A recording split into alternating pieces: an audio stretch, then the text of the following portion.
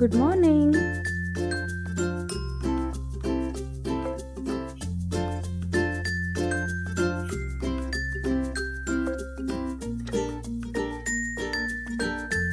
ಮಾಡ್ಕೊಂಡು ತೋಟದಲ್ಲಿ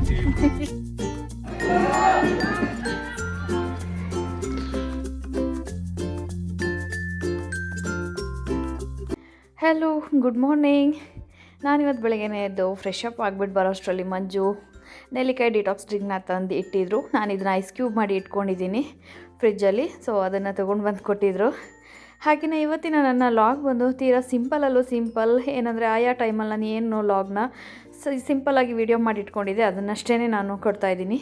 ಇನ್ನು ಮೇಲೆ ನಾನು ಯೋಗ ಮುಗಿಸಿ ಕೆಳಗಡೆ ಬರೋದ್ರೊಳಗಡೆ ತೆಂಗಿನ ಎಳ್ನೀರನ್ನ ಕೂಡ ಕೊಚ್ಚಿಟ್ಟಿದ್ರು, ಅದನ್ನು ಕೂಡ ಕುಡಿದೆ. ಅದಾದಮೇಲೆ ಸ್ವಲ್ಪ ಹೊತ್ತು ಬಿಟ್ಟು ಬ್ರೇಕ್ಫಾಸ್ಟ್ಗೆ ಸ್ವಲ್ಪ ರೆಡಿ ಮಾಡ್ತಾ ಗ್ಯಾಪ್ ಕೊಟ್ಟು ನನ್ನ ಮುದ್ದೆಯನ್ನು ಕೂಡ ರೆಡಿ ಮಾಡಿಕೊಂಡೆ. ನಾನು ಇದು ಆಲ್ರೆಡಿ ನಾನು ತೋರಿಸಿದ್ದೀನಿ ಹೇಗೆ ಮಾಡಿಕೊಂಡೆ ಮುದ್ದೆನಾದರೂ ಪೌಡರ್ ಕೂಡ ತೋರಿಸಿದ್ದೀನಿ. ಸೂಪರ್ ಹೆಲ್ದಿ ಫುಡ್ ಆ್ಯಕ್ಚುಲಿ ಹೇಳ್ಬೇಕಂದ್ರೆ ಪ್ರೆಗ್ನೆನ್ಸಿಯಲ್ಲಿ ಅರ್ಲಿ ಮಾರ್ನಿಂಗ್ ಎದ್ದಾಗ ಒಂದು 8 ಗಂಟೆ 8:30 ಹೊಟ್ಟೆ ಶೋಧಕ್ಕೆ ಶುರುವಾಗುತ್ತೆ, ಆವಾಗಕ್ಕೆ ಬೆಸ್ಟ್. ಆ್ಯಂಡ್ ಹಾಗೆಯೇ ನಾನು ಬಟ್ಟೆನ ಹಾಕ್ಕೊಂಡು ಫೋಟೋಶೂಟ್ ಮಾಡ್ಕೊಳ್ಳೋಣ ಅಂದ್ಬಿಟ್ಟು ಹಾಕ್ಕೊಂಡೆ. ಮತ್ತು ಇದಕ್ಕಿದ್ದಂಗೆ ನನ್ನ ಮೂಡ್ ಸ್ವಿಂಗ್ ಆಯಿತು, ಏನೋ ಗೊತ್ತಿಲ್ಲ, ಮೇಕಪ್ ಮಾಡ್ಕೊಳ್ಳೋದಕ್ಕೆ ಮೂಡೇ ಬರಲಿಲ್ಲ. ಅದನ್ನ ಅಲ್ಲಿಗೆ ಸ್ಟಾಪ್ ಮಾಡಿಬಿಟ್ಟು ಇನ್ನು ನೆಕ್ಸ್ಟ್ ನಾನು ಏನು ಬ್ರೇಕ್ಫಾಸ್ಟ್ ಮಾಡಿದೆ ಅನ್ನೋದನ್ನ ನಿಮಗೆ ತೋರಿಸ್ತೀನಿ ಬನ್ನಿ. ಇಲ್ಲಿ ನಾನು ಒಟ್ಟು 6 ಥರದ ಹಿಟ್ಟುಗಳು, ಜೋಳದ ಹಿಟ್ಟು, ರವೆ, ಕಡಲೆ ಹಿಟ್ಟು, ರಾಗಿ ಹಿಟ್ಟು, ಅಕ್ಕಿ ಹಿಟ್ಟು, ಗೋಧಿ ಹಿಟ್ಟು ಇದಿಷ್ಟನ್ನು ಸಹ ಸೇರಿಸ್ಕೊಂಡು ನಾನು ಒಂದು ಸಿಂಪಲ್ಲಾಗಿ ದೋಸೆನ ರೆಡಿ ಮಾಡ್ಕೊಳ್ತಾ ಇದ್ದೀನಿ. ಈ ಹಿಟ್ಟಿಗೆ ರುಚಿಗೆ ಎಷ್ಟು ಬೇಕು ಅಷ್ಟು ಉಪ್ಪು, ಹಾಗೆಯೇ ಸ್ವಲ್ಪ ಜೀರಿಗೆ ಕೂಡ ಆ್ಯಡ್ ಮಾಡ್ಕೊಳ್ತಾ ಇದ್ದೀನಿ. ನಾನು ಯಾವುದೇ ದೋಸೆ ಮಾಡಿದ್ರೂ ಕೂಡ ಅದಕ್ಕೆ ಜೀರಿಗೆನ ಆ್ಯಡ್ ಮಾಡ್ಕೊಳ್ತೀನಿ.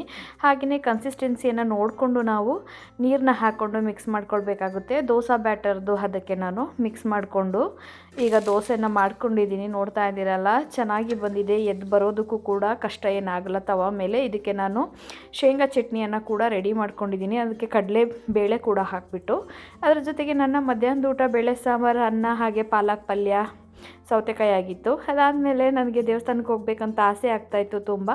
ಮಂಜುಗೆ ಕೇಳಿದೆ ಎಲ್ಲಾದರೂ ಸರಿ ದೇವಸ್ಥಾನಕ್ಕೆ ಹೋಗೋಣ ಅಂತ. ಅವರು ಸರಿ ಆಯಿತು, ಇನ್ನೇನು ಓಂಕಾರೇಶ್ವರ ಟೆಂಪಲ್ಗೆ ಹೋಗೋಣ ಬಾ ಅಂತ ಹೇಳಿದ್ರು. ಹಾಗಾಗಿ ಈವ್ನಿಂಗ್ ನಾನು ಊಟ ಎಲ್ಲ ಮುಗಿಸ್ಕೊಂಡು ಸ್ನಾನ ಮಾಡಿಕೊಂಡು ರೆಡಿ ಆದ್ವಿ. ಇಬ್ಬರು ಕೂಡ ಇವಾಗ ಓಂಕಾರೇಶ್ವರ ಟೆಂಪಲ್ಗೆ ಹೋಗ್ತಾ ಇದ್ದೀವಿ. ನನ್ನನ್ನು ಈ ಕಡೆಯಿಂದ ನೀವು ವಿಡಿಯೋ ಮಾಡಲ್ಲ ಅಲ್ಲ, ಅದಕ್ಕೆ ನೋಡಿ ನಾನು ಇಲ್ಲಿ ಮಿರರಲ್ಲಿ ಮಾಡ್ಕೊತೀನಿ. ವಿಡಿಯೋ ಮಾಡ್ಕೊಂಡು ಹೋದ್ರೆ ತೋಟದಲ್ಲಿ ಇರ್ತೀವಿ.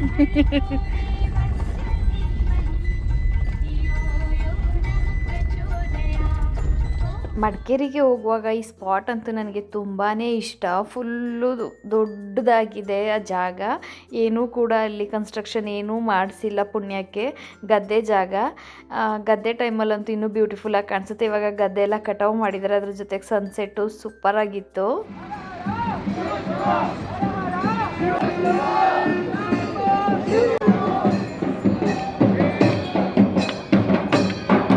ನನಗೆ ತುಂಬ ಅಂದರೆ ಪ್ರೆಗ್ನೆನ್ಸಿ ಟೈಮಲ್ಲಿ ಶಿವನ ಟೆಂಪಲ್ಗೆ ಹೋಗಬೇಕು ಅಂತ ಮತ್ತು ಕೃಷ್ಣನ ಟೆಂಪಲ್ಗೆ ಹೋಗಬೇಕು ಅಂತ ಆಸೆ ಆಗುತ್ತೆ. ಅದೇನೋ ಗೊತ್ತಿಲ್ಲ, ಮಡಿಕೇರಿಗೆ ಕೋಇನ್ಸಿಡೆನ್ಸ್ ಅಂತಲೇ ಅನಿಸುತ್ತೆ ಬಂದ್ವಿ. ಬಟ್ ಅಲ್ಲೇನೋ ಶಿವಂದು ಪ್ರೊಸೆಷನ್ ನಡೀತಾ ಇತ್ತು. ತುಂಬಾ ಖುಷಿ ಆಯಿತು ಅದನ್ನು ಕೂಡ ನೋಡಿಬಿಟ್ಟು. ಈಶಾದು ಸ್ಟ್ಯಾಚ್ಯೂ ಇದೆಯಲ್ಲ, ಸೇಮ್ ಅದೇ ಥರದ ಶಿವನ ಅಲ್ಲಿ ಅವರು ತಗೊಂಡು ಬಂದಿದ್ದರು.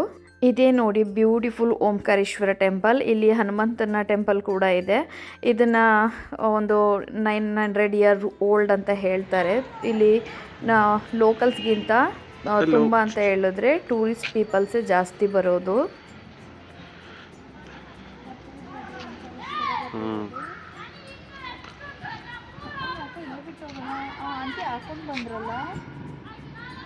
ಅಲ್ಲಿ ದೇವಸ್ಥಾನ ಹತ್ರ ತೆಗಿಬೋದು, ಹೋಗು.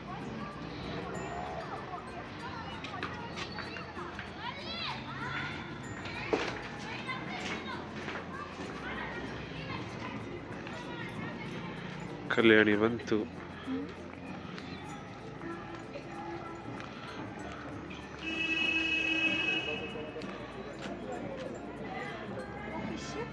ಎಲ್ಲಿದೆ? ಇಲ್ಲಿ ಎಲ್ಲಿ? ಇದ್ರಲ್ಲಿ ಕಾಣಿಸ್ತಾನೆ ಇಲ್ಲ. ಕಾಣಿಸ್ತಾ ಇದೆ. ಎಸ್,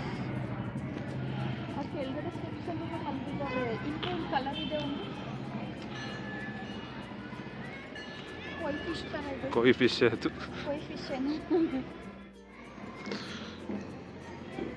ಮಾಡ್ತಾರೆ ಅಂತ.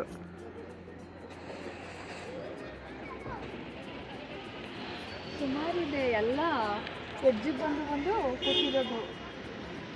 ಬಿಸಿಲು ಕಾಯಕ್ಕೆ ಬಂದಿದ್ವೇನೋ ಅನ್ಸುತ್ತೆ, ಸಂಜೆ ಬಿಸಿಲು. ನೋಡ್ತಾ ಇದ್ದೀರಾ ಅಲ್ವಾ, ಟೂರಿಸ್ಟ್ ಮಕ್ಕಳುಗಳು ಎಲ್ಲರೂ ಸ್ಕೂಲಿಂದ ಕಾಲೇಜಿಂದ ಎಲ್ಲ ಬಂದಿರ್ತಾರೆ. ನಾರ್ತಿಂದ ಅಂತೂ ತುಂಬ ಜನ ಬಂದಿರ್ತಾರೆ. ನಾವು ಯಾವಾಗ ಓಂಕಾರೇಶ್ವರಗೆ ಇದುವರೆಗೆ ಒಂದು 3 ಸಲ ಹೋಗಿದ್ದೀನಿ. ಯಾವಾಗ ಹೋದ್ರೂ ಕೂಡ ಟೂರಿಸ್ಟ್ ಪೀಪಲ್ಸೇ ಜಾಸ್ತಿ ಇರ್ತಾರೆ ಲೋಕಲ್ಸ್ಗಿಂತನೂ. ಅದರಲ್ಲೂ ದೇವಸ್ಥಾನಗಳಿಗೆ ಈವ್ನಿಂಗ್ ಟೈಮ್ ಇಲ್ಲಾಂದರೆ ಅರ್ಲಿ ಮಾರ್ನಿಂಗ್ ಹೋದಾಗ ಮನ್ಸಿಗೆ ಅದೇನೋ ಒಂಥರ ಸಮಾಧಾನ, ಖುಷಿ ಇರುತ್ತೆ. ನನಗಂತೂ ಈ ಟೈಮಲ್ಲಂತೂ ತುಂಬಾ ಖುಷಿ ಆಗ್ತಾಯಿತ್ತು. ಸ್ಪೆಷಲಿ ನಾನು ಶಿವನ ಟೆಂಪಲ್ಗೆ ಬಂದಿದ್ದಂತೂ ಇನ್ನೂ ಖುಷಿನೇ. ಅದ್ರ ಜೊತೆಗೆ ನಾನು ತೊಗೊಂಡೋಗಿದ್ದ ಹೂವು ಯಾವುದೇ ಟೆಂಪಲ್ಗೆ ಹೋದ್ರೂ ಅಷ್ಟೇ, ನಾವು ತೊಗೊಂಡೋದಂಥ ಹೂವನ್ನ ಡೈರೆಕ್ಟ್ ದೇವ್ರದ್ದು ತಲೆ ಮೇಲೇ ಇಟ್ಬಿಟ್ರಂತೂ ಇನ್ನೂ ದೊಡ್ಡ ಖುಷಿಯಾಗುತ್ತೆ. ನಾನು ನಮ್ಮನೆಯಿಂದ ಹೂಗಳನ್ನ ತೊಗೊಂಡೋಗಿದ್ದೆ. ಶಿವನ ಹೂದೋಟ ಅಂತ ಹೇಳ್ತಾರಲ್ಲ, ಶಿವನಿಗೆ ಪ್ರಿಯವಾದ ಹೂವು ಅದು, ಮತ್ತು ಹಾಗೆಯೇ ಗುಲಾಬಿ ಹೂವನ್ನ ಅದನ್ನು ಡೈರೆಕ್ಟ್ ದೇವ್ರ ಮೇಲೇ ಇಟ್ಟಿದ್ದಂತೂ ನೋಡ್ಬಿಟ್ಟು ತುಂಬಾ ಖುಷಿಯಾಯಿತು.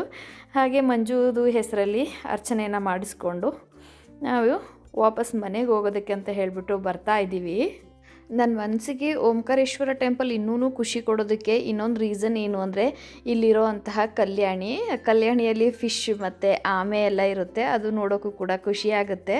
ಹಾಗೆಯೇ ಅಲ್ಲೂ ಒಂದು ದೇವರಿದೆ, ಬಟ್ ಅಲ್ಲಿಗೆ ಹೋಗೋದಕ್ಕೆ ನಮಗೆ ಇದಿಲ್ಲ, ಅವಕಾಶ ಇಲ್ಲ. ಅದೊಂದು ಸ್ವಲ್ಪ ಬೇಜಾರಾಯಿತು.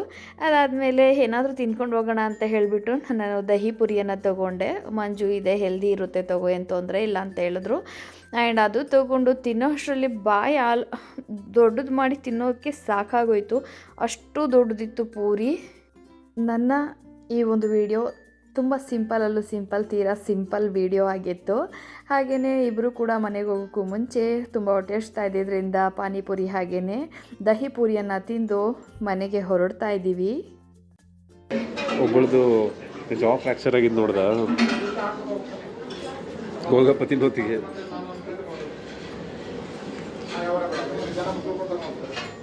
ಇದಿಷ್ಟು ನನ್ನ ಸಿಂಪಲ್ ವಿಡಿಯೋ ಆಗಿತ್ತು. ಇಷ್ಟ ಆಗಿದರೆ ಲೈಕ್ ಮಾಡಿ, ಶೇರ್ ಮಾಡಿ, ಕಮೆಂಟ್ ಮಾಡಿ ಆ್ಯಂಡ್ ಸಬ್ಸ್ಕ್ರೈಬ್ ಮಾಡೋದನ್ನ ಮರಿಬೇಡಿ. Thank you so much for watching my video. Love you.